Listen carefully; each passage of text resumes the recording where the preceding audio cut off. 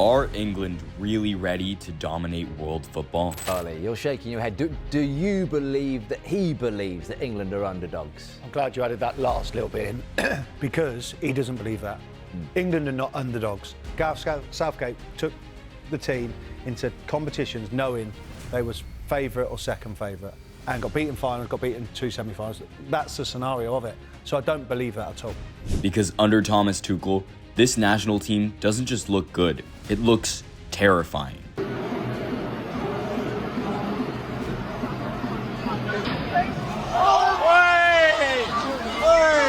What Tuchel has built with England is something scary. A squad that's not only full of stars, but one that's finally balanced, ruthless, and hungry. From the front line to the back, every position is stacked with talent, and more importantly, in form. Up front, it's pure chaos for defenders. Harry Kane, with 18 goals in 10 matches this season, is playing the best football of his career. And now Kane into the corner. He's the leader, the finisher, the engine, and he's desperate to lift a trophy for his country. Alongside him, Ollie Watkins is one of the Premier League's most clinical forwards. Anthony Gordon is destroying fullbacks every weekend. And it's come through and beautifully converted by Anthony Gordon. Marcus Rashford has rediscovered his prime with 7 straight goal involvements at Barcelona.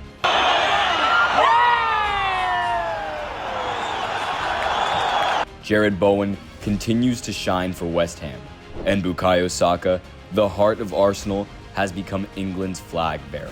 Saka, chance, goal! Arsenal lead 2-0, Bukayo Saka. Add to that Cole Palmer, the most decisive player for the reigning world champions. And suddenly, you have an attack that can bury anyone alive. And it doesn't stop there. The midfield is just as frightening. The partnership of Declan Rice and Elliot Anderson is pure class, power, and precision in perfect harmony.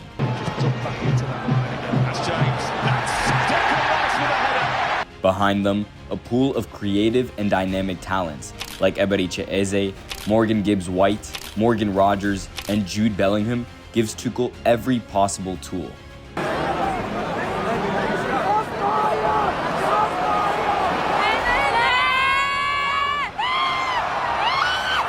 Whether he wants control, vertical transitions, or pure chaos, England can now play any style they want. At the back, the story is the same.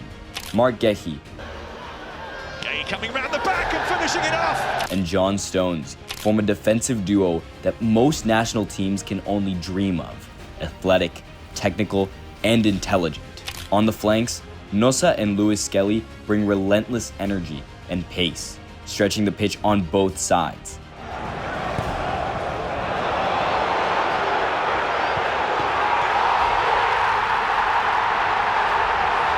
And in goal, Jordan Pickford remains a rock, a leader who's been there through every battle.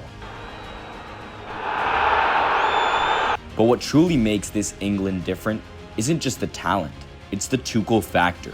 The German tactician has already conquered Europe with Chelsea.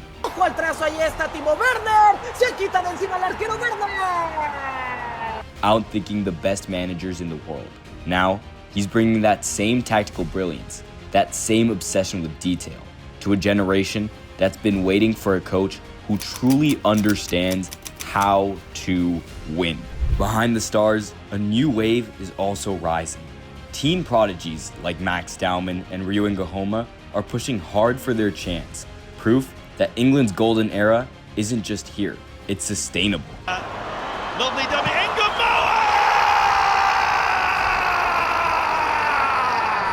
This is not the same England that stumbled in the past. This is an England with identity, depth, and a world-class manager who knows exactly how to use it. The goal is clear, World Cup 2026. And the message to the rest of the planet couldn't be louder. Thomas Tuchel's England national team are scarier than you think. Since 1966, England's men's national team have chased one dream: to bring football home again. No, but no. Oh, tripping hard. No, back Yet for nearly 6 decades, that dream has always slipped through their fingers, leaving behind generations of frustration, heartbreak, and a constant question. Why? Because talent has never been the problem. England have always produced world-class players, from the icons of the past to the superstars of today. But every major tournament, from the World Cup to the Euros, has followed the same painful pattern: hope, hype, and heartbreak.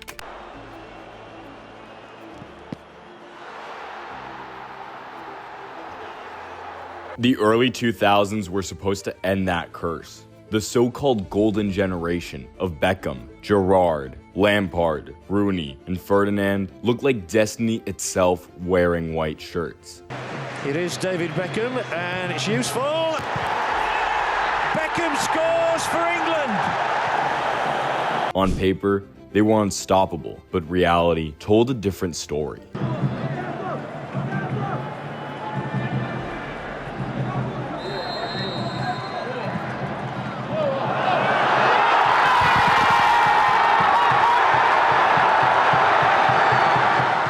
The team's chemistry was poisoned by club rivalries. As Rio Ferdinand later revealed, Manchester United, Liverpool, and Chelsea players carried their Premier League wars into England camp. At stages in our life where we're closer and more connected now, why couldn't we connect as England teammates back then? And I think it was down to the culture within England that we were all never connected, all in our rooms too much. We wasn't friendly or connected. We wasn't a team. They ate separately. They avoided friendships that could be seen as betrayal to their clubs. Instead of unity, there was suspicion, and that fracture cost them dearly. By the 2006 World Cup in Germany, the off-field noise drowned out the football. Tabloids focused more on the wags, the wives and girlfriends living a celebrity circus, than the team's performance. Lavish parties, gossip, and distractions became the symbol of England's failure. Tactically, Sven-Göran Eriksson couldn't solve the puzzle. His 4-4-2 formation boxed in creativity, leaving players like Gerrard and Lampard to trip over each other in midfield. Eriksson's controversial squad choices, like taking an untested Theo Walcott and leaving a Jermaine Defoe, didn't help either. England fell to Portugal on penalties again after Wayne Rooney's infamous red card. Where he's gone down, he's like fighting for it. This is what he's just going a little, for, just yeah. there. Yeah. That's I don't know, because the referee's the wrong side. You look at the ref now, he's not doing anything. Look, it's not until Ronaldo or anyone comes in.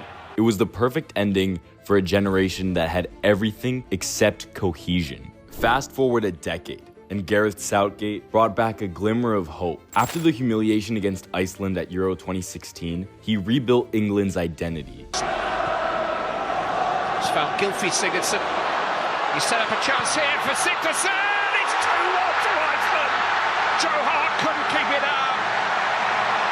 Corbin Sigurdsson has given the outsiders the lead. Under his calm leadership, the Three Lions reached the World Cup 2018 semi-final. It is Kieran Trippier. It is delicious!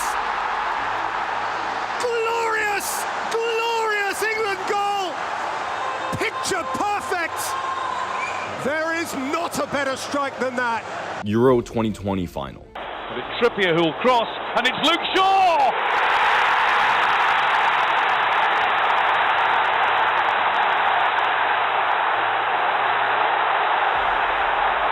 And Euro 2024 final.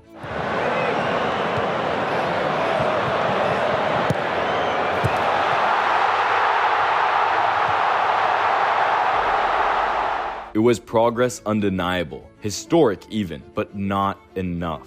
The criticism grew louder each year. Southgate's tactics were too cautious, too pragmatic. England played not to lose, instead of playing to win. His structured system gave stability, but suffocated creativity. With players like Kane, Saka, Foden, and Bellingham in their prime, fans felt like he never unlocked their full potential. After falling to Italy on penalties in 2020, and then again losing the Euro 2024 final to Spain, the frustration boiled over. Southgate's conservatism was no longer seen as discipline, it was fear. But as Jamie Carragher said, the blame can't fall solely on the manager. England's players have also failed to take that final step. Kane, Foden, Rice, Bellingham, Palmer, Rashford, names that could form an all-time 11, but in the biggest moments, they froze. On paper, there's no national team stronger than England, but mentally and tactically, something's always been missing. And that's where Thomas Tuchel comes in.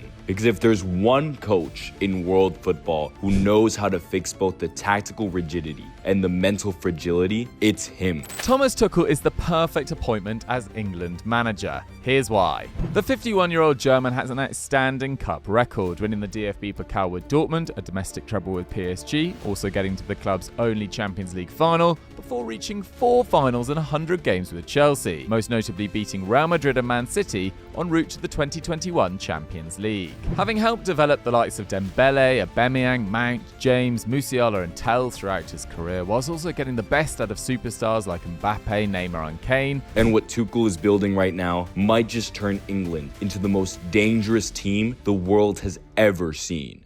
England's tactical transformation under Thomas Tuchel is already visible, even if the scorelines don't tell the full story. 5 wins in 5 World Cup qualifiers, no goals conceded, and a dominant 3-1 victory against Wales would suggest a team in full control. Yet, the picture isn't entirely straightforward. The only blemish, a 3-1 friendly loss to Senegal, exposed minor cracks, but even that match revealed how Tuchel is experimenting and refining a tactical identity that feels both modern and ruthlessly efficient. Before England's impressive performance against Serbia, fan sentiment was divided. Some argued that for a team overflowing with world-class talent, the performances lacked dominance. But that perception ignores what Tuchel has been quietly constructing, a methodical system built on tactical precision rather than chaos and flair. Across his matches, certain principles have remained consistent. Fluid structures, positional rotations, and controlled aggression. Tuchel's England isn't a team that just attacks. It's a team that constructs attacks. Every pass, every movement, every positional swap has a clear purpose.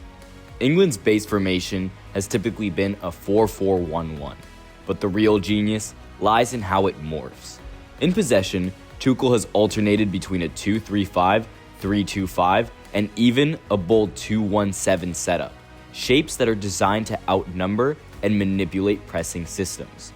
The fullbacks, as in all of Tuchel's systems, are the heartbeat of this tactical flexibility. In the 3-2-5, one fullback tucks in beside the 2 center backs to create a solid build-up trio, while the other pushes high to stretch the pitch. This extra defender gives England an additional outlet to play through aggressive presses, something that plagued them in the Southgate era. When the structure becomes a 2-3-5, both fullbacks advance, sandwiching a single pivot, usually Declan Rice, between them.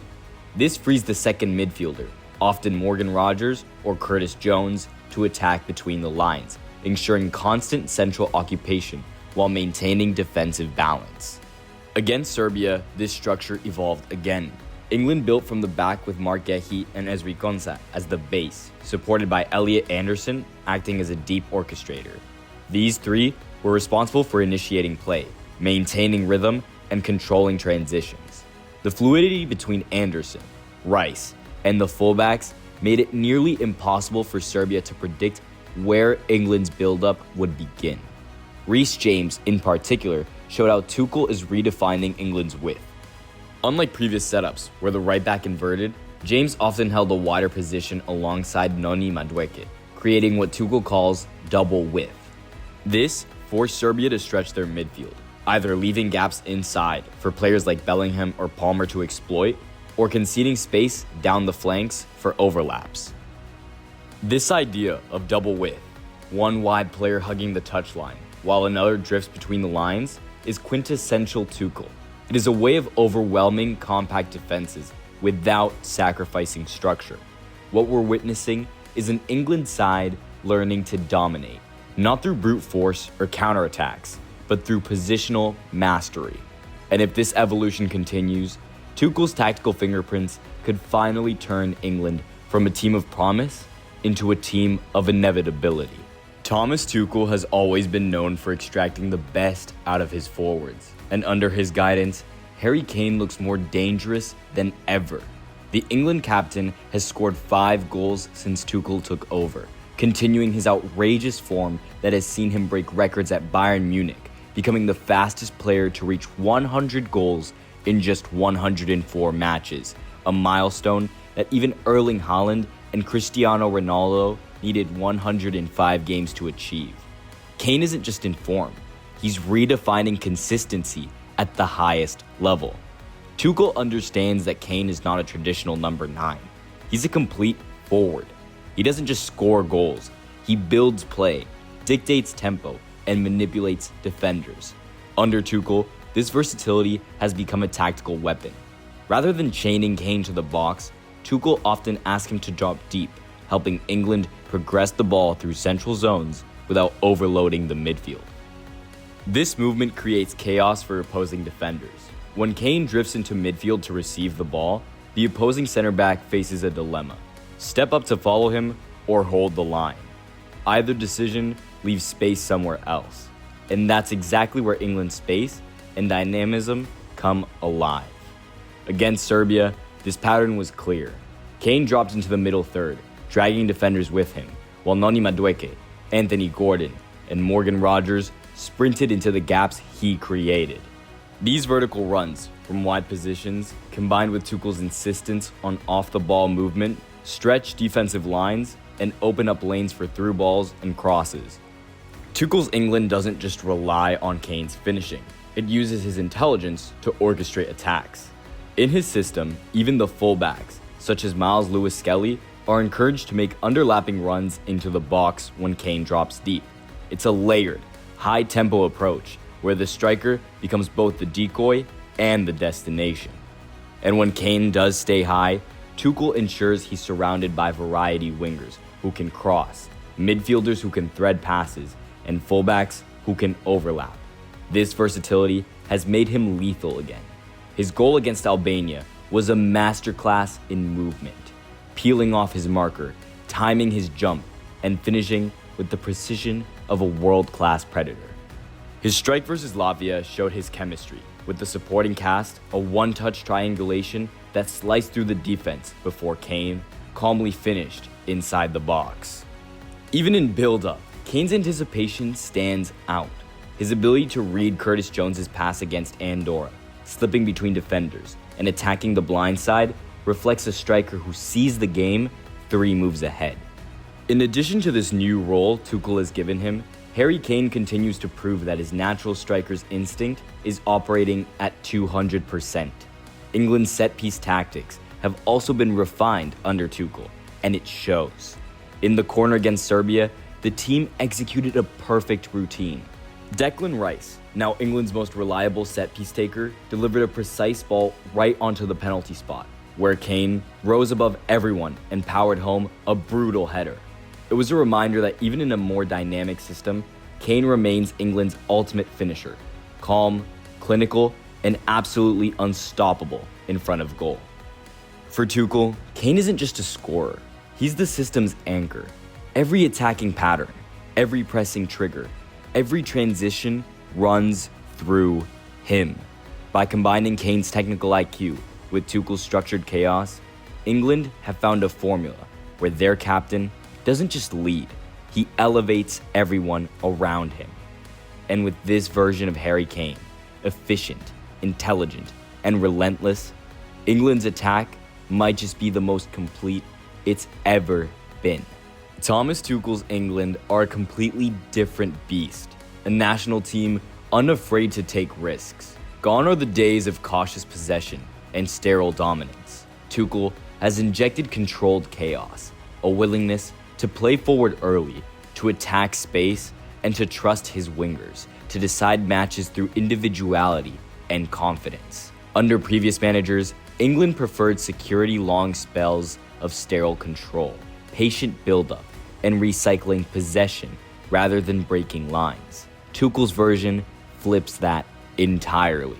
His England aimed to dominate the ball, but use it with purpose, often looking for longer vertical passes to ignite fast transitions. These riskier passes might occasionally lead to turnovers, but they also lead to chances, the kind of high-value opportunities England used to lack. Tuchel's wingers have become the engine of this new philosophy. Players like Noni Madueke, Bukayo Saka, and Anthony Gordon are given near total freedom to take on their markers one-on-one, stretch the field, and create chaos. There's less emphasis on robotic rehearsed routines and more on exploiting the natural creativity of his wide men. Madueke, in particular, has thrived under this responsibility. His boldness, confidence, and front-foot aggression evoke memories of prime Raheem Sterling, the last true English winger who could unbalance defenders through sheer courage. And this isn't just about style, it's also about structure. Tuchel is finally breaking the golden generation curse that haunted England for decades. Instead of forcing all the big names into the starting 11, he's selecting players who fit the system. Choosing Elliot Anderson and Madueke over more established names was a statement. This England will prioritize tactical compatibility over star power. Tuchel's player profiling is precise. Both wingers naturally make diagonal runs behind defenders. Morgan Rogers complements them with his athleticism and goal threat, perfectly balancing Kane's more static hold-up play. Gordon thrives attacking open space, and pairing him with his Newcastle teammate, Tino Livramento, creates automatic chemistry on the left flank, mirrored on the right by Reece James and Madueke, who already understand each other's rhythm from their Chelsea days. That use of club partnerships is classic Tuchel, pragmatic and efficient. With limited time to train at the international level, he leverages pre-existing chemistry to accelerate England's tactical cohesion. Set pieces too have become a weapon of precision. Tuchel's England don't just play pretty football, they play smart football. The long throw in is back, he joked after one press conference, and he meant it. Defensively, there are still questions. England dominate possession so heavily that they're rarely tested, but the friendly loss to Senegal revealed weaknesses. When teams can hold the ball and bypass England's initial 4-4-2 press, gaps appear. Jones has been dispossessed here. Now England have got real trouble. Lamine Camara is steaming forward. He's got Njai over on the far side. And joining is Sabali. And England have beaten the first African side to beat England are Senegal. Kane's lack of defensive mobility leaves space, and quick transitions behind the back line, especially on his side, can cause problems. Yet overall, Tuchel's England looked more balanced, adaptable, and aggressive than any version in recent memory. Mark Guehi and Declan Rice have been the pillars of defensive stability, allowing Tuchel to unleash his creative players without losing control. So, how good are they really? The truth? This England side has the strongest tactical foundation since 1966. Tuchel has merged German precision with English explosiveness, creating a blend of discipline and daring that could finally break decades of frustration. But beyond Tuchel's tactics, which have given England an incredible sense of structure and control, the real power of this team lies in its unmatched talent pool. Just imagine having in the same roster Bukayo Saka and Noni Madueke competing for the right wing. Both are in the best form of their careers. Saka is on fire, scoring screamers from distance.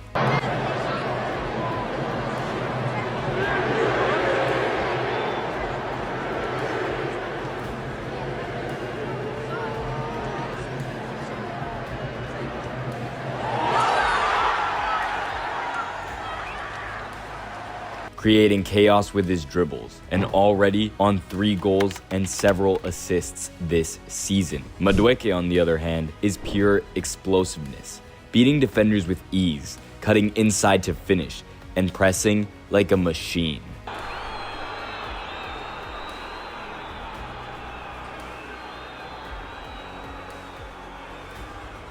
Up front, Tuchel has the ultimate weapon, Harry Kane, Europe's top scorer this season, with 18 goals and 3 assists in just 10 matches. Kane scores every kind of goal imaginable: headers, volleys, free kicks, one-touch finishes. His precision is frightening. What a massive opportunity for Tottenham this is. And here is Harry Kane for Tottenham. Oh, what a goal! And when Kane needs a rest, England can call on Ollie Watkins, a pure English number 9 who always delivers when called upon. On the left flank, Marcus Rashford has rediscovered his spark under Hansi Flick at Barcelona. 3 goals and 5 assists so far, and he's looking sharper than ever.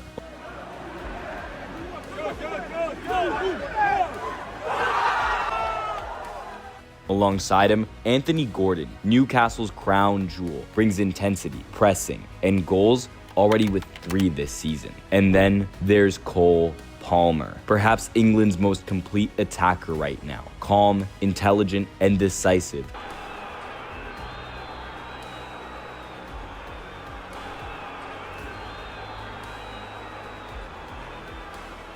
He's shown it in every big moment. The Euro final,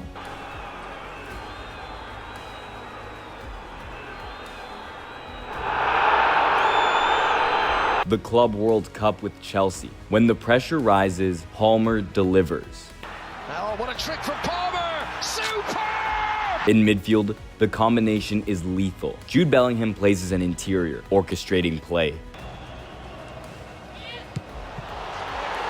breaking lines, and connecting with Kane like they've been teammates for a decade. Declan Rice and Elliot Anderson form a world-class double pivot, covering ground, controlling transitions, and maintaining balance. When Tuchel needs something different, Eberechi Eze steps in, elegant, creative, unpredictable, especially dangerous down the left with Miles Lewis-Skelly, whose overlapping runs and debut goal for England have already made him a fan favorite. Defensively, England are rock solid. Ezri Konsa offers energy and power on the flank, while in the heart of defense, Mark Guehi and John Stones form one of the most technically gifted duos in world football. Guehi looks destined to become the best defender on the planet.